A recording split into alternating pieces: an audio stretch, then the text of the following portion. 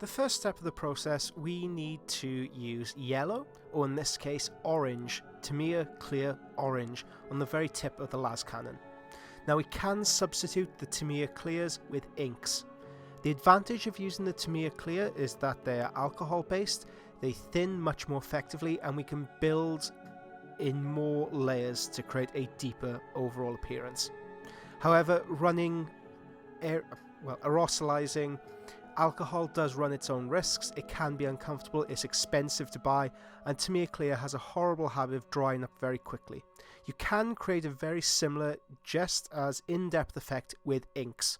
So whenever I mention the Tamiya paint, please feel free to substitute it for a Scale 75 or Vallejo ink. And they are different from the Games Workshop washes. The inks are purer, they have a higher intensity, and they can build up in translucent layers. The Games Workshop washes have been heavily diluted, and they are meant to be used over the surface of a miniature to create artificial shadows. The inks from the Scale 75 ranges, Scale 75, Winsor & Newton, De La Rowney, or Vallejo, they have been designed to intensify colours, to make them more intense.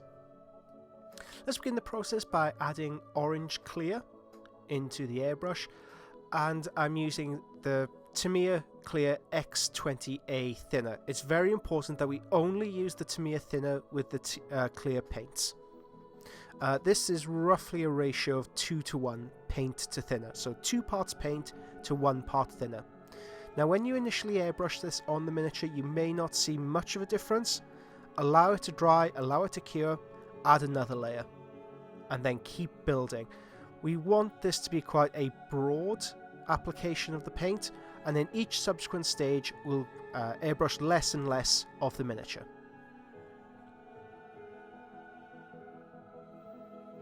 I'll demonstrate this on the I believe this is a Felglaive cannons. Now, even though they won't have the same amount of heat distortion as the las cannon, they will still exhibit some sort of heat distortion. The amount of energy of the solid slugs going through it will cause friction and will give, and over the 100 years of use that this vehicle has endured, it will have some kind of heat distortion at the tip. Okay, next up we use red, and as you can see we've decreased the total area that we are hitting with the airbrush. And this is Tamiya Clear Red, and this has again been diluted with a rough mixture of 2 parts paint to 1 part thinner. All in all, I'll use maybe 2 to 3 layers. It's quite hard to tell because I keep overlapping them again and again and again. I'm primarily concentrating on the tip of the Felglaive. I'll do the same with the las cannon. Okay, next up we are using Blue Clear by Tamiya. I think that rhymes. And this goes on the very, very tip.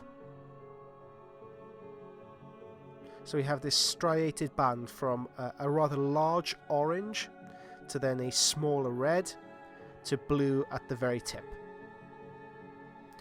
And this recipe is appropriate for any high intensity or very high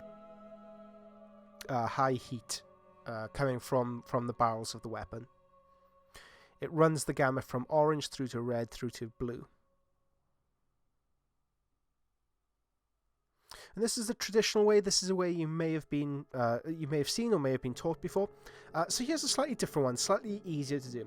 Celestial Azure by Green Stuff World is applied to that top quarter of the cannon. Now the idea of using the color shift paints is that when we twirl the miniature around, it gives that color shift. It's a natural thing that's built into the not the autocannon, into the Iliastus assault cannon or assault cannon, the gun on the screen.